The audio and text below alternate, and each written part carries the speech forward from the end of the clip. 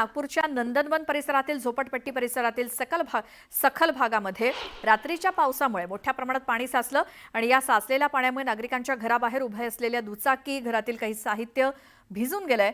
रात्री पावसाने उसंत घेतल्यामुळे पाण्याचा निचरा झालाय। आता नागरिक साफसफाई करतायत।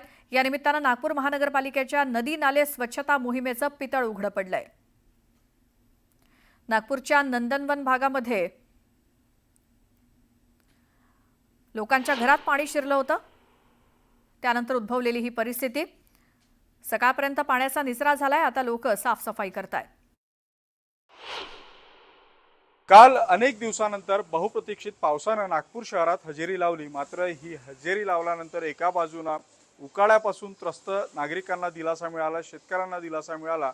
मात्र काल झालेला अर्धा तासाचा पाऊस नागपुरातल्या काही लोकांच्या जीवावर उठलाय का असं म्हणावं लागेल। कारण मी सध्या नागपूरच्या दर्शन कॉलनी नंदनवन या भागामध्ये आणि या सकल भागामध्ये काल रात्री झालेल्या अर्धा तासाच्या पावसामुळे जे आहे ते लोकांच्या घरामध्ये जे आहे ते पाणी शिरलं होतं। आपण आताही सकाळी पाहू शकतो। काल रात्री साधारणतः 8:30 ते 9च्या दरम्यान हा पाऊस झाला। अर्धा तास हा पाऊस झाला आणि या पावसामुळे जे आहे या भागामध्ये जे आहे ते सर्वत्र पाणी शिरल्याचं आपल्याला पाहायला मिळतं। या पावसामुळे दरवर्षी इथं पाणी जमा होतं आणि ते पाण्याचा निचरा योग्य पद्धतीने होत नाही। महानगरपालिकेकडून आवश्यक त्या उपाययोजना केल्या जात नाही। त्यामुळे आता इथल्या नागरिकांनी पावसाळ्याच्या दिवसामध्ये इतरत्र स्थानांतरित होण्याची वेळ जी आहे ती या नागरिकांवर आलेली आहे। काही स्थानिक नागरिक आहेत, आपण त्यांच्याशी संवाद साधूया। इथे जो सगळ्यात जास्त गड्डा आहे का पुऱ्या झोपडपट्टीतला गड्डा इथेच आहे।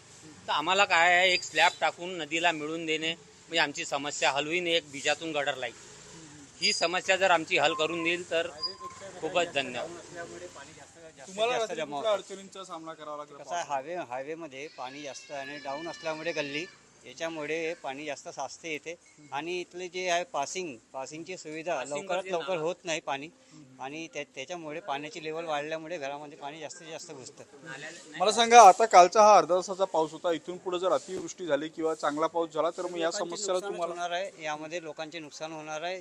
जेव्हापर्यंत या गल्लीच्या डाऊन जे निर्माण होणार नाही आणि रोड लेवल यांची वाढ होणार नाही तर पाण्याचे नुकसान होणार आणि भरपूर लोकांच्या मागच्या पाण्यामध्ये पण नुकसान झालेलं आहे, 2दा नुकसान झालेलं आहे।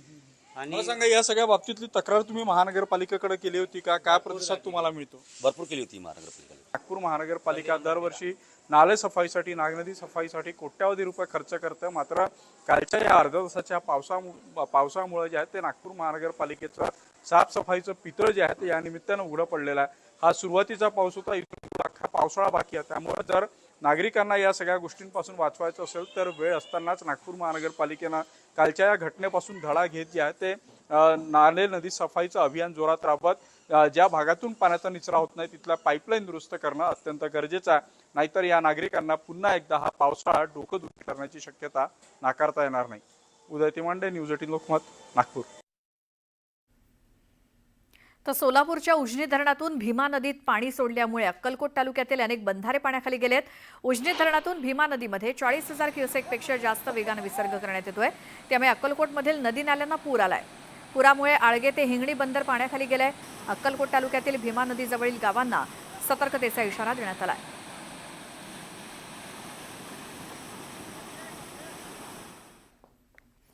कोल्हापूरच्या शिंगणापूर हनुमंतवाडी रोडवरती पुराच्या पाण्यामध्ये कार अडकली। अग्निशमन दलाकडून कारला बाहेर काढण्यात आलं। पुराच्या पाण्याचा अंदाज न आल्यामुळे चालकानं गाडी पाण्यात घातली। महापालिकेला याची माहिती मिळाल्यानंतर रोपच्या सहाय्याने ही गाडी बाहेर काढण्यात आली।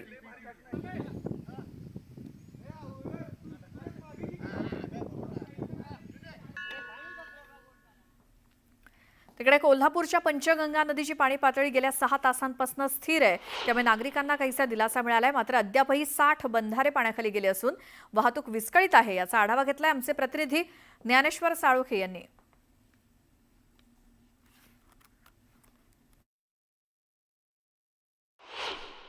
कोल्हापुरात पावसानं काहीशी उसंत घेतली, त्यामुळे पंचगंगा नदीची पाणी पातळी गेल्या 6 तासापासून 35 फुटांच्या वरती स्थिर आहे। मी सध्या पंचगंगा घाट परिसरामध्ये आहे आणि या ठिकाणचे दृश्य पाहायला गेले तर आपल्याला पंचगंगा नदी आहे ते पात्र सोडून इतर ठिकाणी वाहताना म्हणजे शेतामध्ये ती शिरल्याचं आहे ते आपल्याला दिसून येते। 35 फुटांच्या वरती आहे। पहाटे 3 वाजल्यापासून आत्तापर्यंत आहे ते पंचगंगा नदीची पाणी पातळी स्थिर आहे। धरण क्षेत्रातला पाऊस आहे तो काहीसा थांबलेला आहे, त्यामुळे पंचगंगा नदीच्या पाणी पातळीमध्ये जी होणारी वाढ आहे ती काहीशी घटल्याचं आहे ते आपल्याला या ठिकाणी दिसून येते। त्यामुळे काहीसा दिलासा आहे तो कोल्हापुरातल्या नागरिकांना मिळाले। मात्र अद्यापही 60 बंधारे आहेत ते पाण्याखाली आहेत, त्यामुळे त्या ठिकाणची वाहतूक व्यवस्था आहे ती विस्कळीत झालेली आहे। एकूणच पाहायला गेलं तर धरण क्षेत्रामध्ये पावसाचा जोर जो होता तो काहीसा आता कमी आलेला आहे, त्यामुळे कोल्हापूरकरांना एक तो दिलासा म्हटला जाईल। मात्र दुसऱ्या बाजूला अद्यापही 60 बंधारे पाण्याखाली असल्यामुळे त्या ठिकाणची वाहतूक व्यवस्था सुद्धा विस्कळीत आहे। मात्र जर पुन्हा एकदा पावसाचा जोर कायम राहिला तर मात्र कोल्हापूरमध्ये आहे ते पुन्हा एकदा संकट आहे ते निर्माण होणार आहे, कारण 35 फुटांच्या वरती पंचगंगा नदीची पाणी पातळी पोहोचलेली आहे। आणखीन 4 फुटांनी यामध्ये वाढ झाली तर पंचगंगा नदी आहे ते इशारा पातळी गाठणार आहे आणि त्यानंतर 43 फुटाला धोका पातळी आहे। त्यामुळे प्रशासन आता हालचाली गतिमान करताना पाहायला मिळत आहेत। लो लाईन एरियामधल्या नागरिकांना सुद्धा आता महानगरपालिकेच्या वतीनं आहेत त्या नोटिसा दिल्या जात आहेत। ज्यावेळी पंचगंगा नदीची पाणी पातळी धोका पातळी गाठेल त्यावेळी स्थलांतर व्हावा अशा पद्धतीच्या नोटिसा सुद्धा देण्याचं काम आहे ते महापालिका प्रशासनानं हाती घेतलेलं। एकूणच पाहायला गेलं तर पावसाचा जोर काहीसा कमी झाल्यामुळे तो दिलासा आहे तो कोल्हापूरकरांना आता म्हणावा लागेल। Video journalist Sandeep Patil, Dnyaneshwar Salunke, news 18 Lokmat, Kolhapur. तर यवतमाळ जिल्ह्याला मुसळधार पावसानं झोडपलंय। या पावसामुळे घाटंजी तालुक्यातील पारवा रस्त्यावरील येरणगाव इथल्या नाल्याला पूर आलाय। नाल्याच्या पुरामुळे सकाळपासून वाहतुकीसाठी रस्ता बंद झालाय। घाटंजी पारवा ते आदिलाबाद जोडणाऱ्या मार्गावरील वगारा गावाजवळ वाघडी नदीच्या पुलावरनं पाणी वाहतंय, त्यामुळे वाहतूक काही काळापासून बंद आहे। तर मावळ तालुक्यातील कुंडमळा इथे इंद्रायणी नदीवरील पूल कोसळून अपघात झाला होता आणि याच पार्श्वभूमीवर आता मावळ तालुक्यातील धोकादायक असलेल्या पुलावरनं वाहतूक बंद ठेवण्याचा निर्णय प्रशासनानं घेतलाय। सांगवडे मामुर्डी गावाला जोडणारा पवना नदीवरचा पूल धोकादायक झाल्यामुळे या पुलावरनं वाहतूक चारचाकी वाहतूक बंद करण्यात आली आहे। त्यामुळे आता सांगवडेसह इतर 10 गावातील नागरिकांना 15 किलोमीटरचा वळसा मारून प्रवास करून Dehu road, Gahunje cricket stadium तसंच पुणे पिंपरी चिंचवडला जावं लागतंय। मात्र भविष्यात कुंडमळासारखी दुर्घटना घडू नये यासाठी प्रशासनाकडून ही पावलं उचलण्यात आली आहेत। मावळ तालुक्यातील कुंडमाळा येथे इंद्रायणी नदीवरील पूल कोसळून काही दिवस झाले, मात्र आता कुठंतरी मावळ तालुक्यातील प्रशासन हे जागे झालेले आपण जर पाहू शकता। इथे या पवना नदीवरील हा पूल आहे, सांगवडे ते गौंजे दरम्यान हा पूल आहे। या पुलाची ही आता दुरावस्था झाल्यामुळे प्रशासनाने आता धोक्याची सूचना लावून सांगवडे मामुर्डी रस्त्यावरील पूल हा फक्त पादचारी व दुचाकी वाहनांसाठी आहे। कृपया 4 चाकी वाहन पुलावर नेऊ नये, ते धोक्याचे अशा आशयाचे फलक जागोजागी लावलेले आहेत। आपण जर पाहिलं गेलं काही दिवसापूर्वीच कुंडमाळा येथे मोठी दुर्घटना घडली होती, त्यामध्ये 4 जणांचाही मृत्यू झाला तर 51 लोक हे जखमी झाले होते। कारण की वारंवार अशा घटना होऊ नये यासाठी कुठेतरी आता मावळ प्रशासनही खडबडून जागे झालेले आहेत। परंतु अशा पुलाची जी दुरावस्था होती आणि अशा घटना पुन्हा होऊ नये यासाठी कुठेतरी आता प्रशासन जागे झालेले आहेत। त्यामुळे आता प्रशासनाने जागोजागी असे फलक लावलेत आणि 4 चाकी वाहन या पुलावरून जे ये जा करत होते आता 4 चाकी वाहनासाठी हा पूल पूर्णपणे बंद करण्यात आलेला आहे। गणेश दुडम, न्यूज 18 लोकमत, मावळ। पुढचे 3 दिवस समुद्राला उधाण येणार आहे, त्यामुळे समुद्र किनाऱ्यावरती 4.5 मीटरपेक्षा जास्त उंचीच्या लाटा उसळण्याचा इशारा देण्यात आलाय। या मान्सूनमधील सर्वात जास्त ही भरती असेल। दुपारी 12:55 भरती येईल। यावेळी भरतीच्या लाटांची उंची 4.75 मीटर असण्याची शक्यता आहे। अशा परिस्थितीत पर्यटकांनी आणि मुंबईकरांनी समुद्र किनाऱ्याजवळ जाणं किंवा समुद्रात प्रवेश करणं टाळावं असं आवाहन करण्यात आलंय।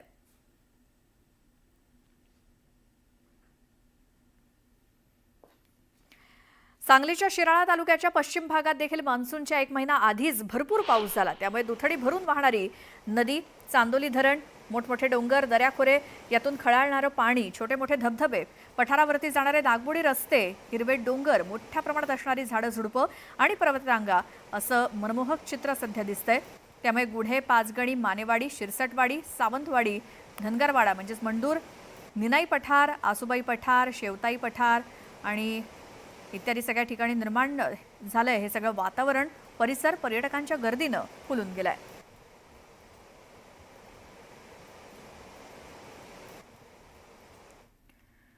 देशाच्या अनेक भागामध्ये पावसानं थैमान घातलंय. हिमाचल प्रदेशमध्ये ढगफुटी झाल्यामुळे कुल्लू आणि धर्मशालेमध्ये पूर आला. धर्मशालेतील पुरामध्ये 15 ते 20 मजूर वाहून गेलेत, तर कुल्लूमध्ये बाप लेकीसह 3 जण बेपत्ता झालेत. केरळच्या वायनाडमध्ये सुद्धा हाय अलर्ट जारी करण्यात आलेला आहे. तर कारगिलमध्ये ढगफुटीनंतर भूस्खलन झालंय आणि या भूस्खलनामुळे श्रीनगर लेह महामार्ग बंद करण्यात आलाय. तर हरियाणामध्ये सुद्धा सोम नदीच्या पाणी पातळीत वाढ झाली आहे. हिमाचल प्रदेश सोबतच आजूबाजूच्या परिसरात मुसळधार पावसामुळे जनजीवन विस्कळीत झालंय. ढगफुटी सदृश्य पावसामुळे कुल्लू आणि धर्मशालासह परिसरात मोठं नुकसान झालंय. पावसामुळे नदी नाल्यांना पूर आल्यामुळे सुमारे 15 ते 20 जण पुराच्या पाण्यात वाहून गेल्याची माहिती मिळते. आणि वाढत्या पाण्यामुळे मंडी आणि पंडोह डॅमचे काही दरवाजेही उघडण्यात आलेत. सतत होणाऱ्या मुसळधार पावसामुळे नदीकाठच्या लोकांना सतर्कतेचा इशारा देण्यात आलाय.